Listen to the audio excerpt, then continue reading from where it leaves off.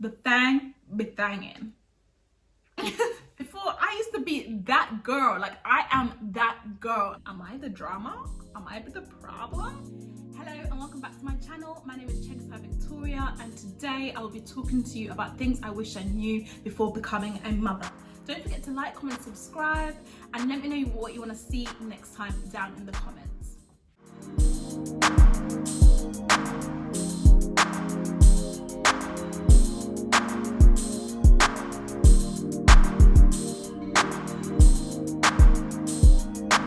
So you may already have watched my things I wish I knew at postpartum video. If you haven't already, please go check that out. So this is just a follow-up about things I wish I knew about becoming a mum, first-time mum, or motherhood. So for those who don't know, I'm 26 years old and I have a beautiful baby boy who is 10 months old. He was born 3 months early, and so his corrected or adjusted age is 7 months. So let's begin. What is the real tea? I'm not gonna lie to you, it is hard. The whole motherhood thing is hard, and navigating that with trying to remember who you are, navigating that with being a wife. You literally go from only thinking about yourself, like what you want to do, like when you want to do it, to like not having time for yourself, working on the schedule or the timings of your baby all the time. Like if you wanted to lie in, forget about it, because he's probably hungry. He's gonna wake up at 7 a.m. and he's probably starving, so you got to get up now, feed him, dress him, everything. Like nothing is to your schedule anymore. And that being said, unfortunately you probably lose yourself or have to try and reinvent who you are.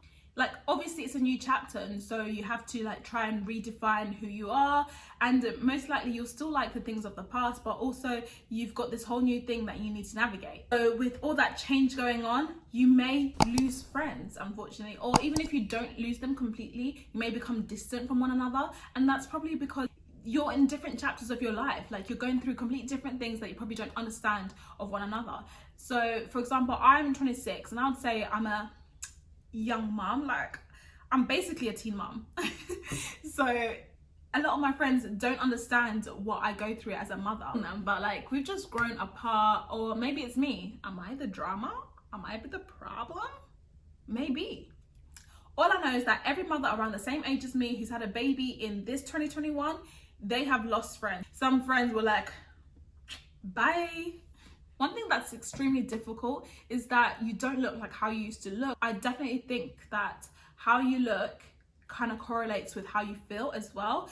Like my uniform as a mother has been leggings and a t-shirt and a bonnet, the helmet of salvation, and honestly it does not make me feel good. I don't feel like myself. Before, I used to be that girl. Like I am that girl. I used to always have my nails and my toenails done. Like you wouldn't see me always walking around in a bonnet, but that's become now like my lifestyle. To try and push yourself to try and do things that you used to like. I used to watch this YouTuber, and she used to every day wake up with she has a baby, so every day she used to wake up and then spend like 10 minutes doing her makeup, and I used to be like, where are you going? Like, why are you doing that? But it's because it makes you feel like yourself. Like you feel better having made effort and put effort into yourself. I have to really push myself to try and wear actual clothes, and that's not me. I love dressing up. I used to love all that.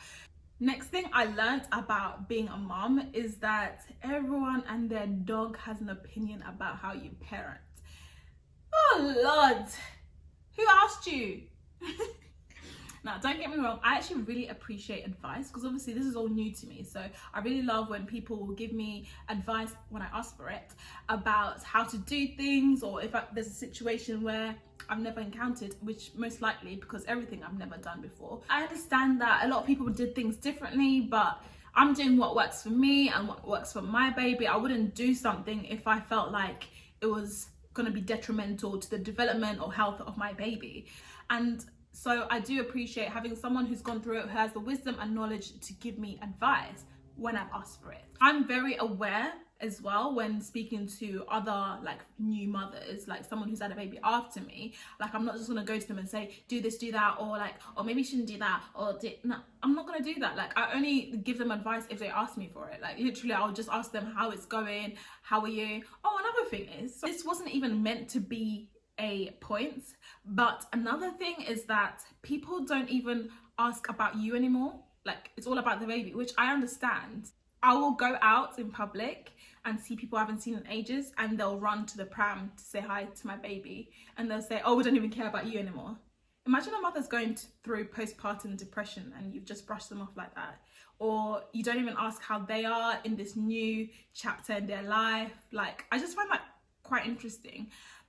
Like, I get it, and it's all like meant to be human stuff, but like, yeah. So the next thing, obviously I knew your body would change, but honey, it changes, okay? Like, I'm wider, I am like saggier on my stomach in ways that I've never experienced, because I used to be skinny. So this is all new to me, honey. You have to get used to a lot of new changes at one time. The stomach area is like a big area of concern for myself, and I miss my flat stomach.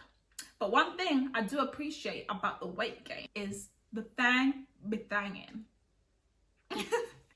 Next thing is that mentally, you kind of live in a state of worry. Like, you're worrying, is my child okay? Are they developing well? Are they comfortable where they are? Are they breathing? Yeah, that's the thing. First time bringing my son home, I remember just like, you just want to make sure, are they breathing? Like, I was happy to wake him up to make sure that he was breathing. That's how much like worry you would get. Like, was the sneeze just a sneeze, or is he getting the Omarion variant?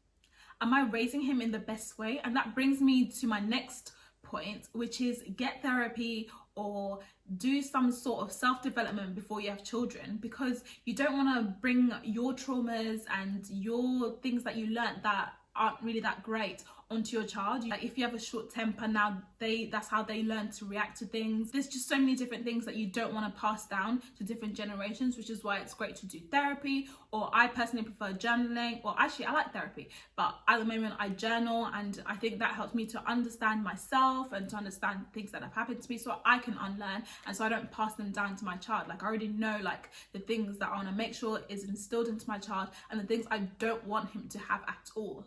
I have so many different job titles. I'm a chef, I'm an entertainer, I'm a cleaner, I do the laundry, I'm an administrator, I'm a nurse. Like, I wear so many different hats in one day, or maybe even in 1 hour, and I'm getting paid rubbish statutory maternity pay.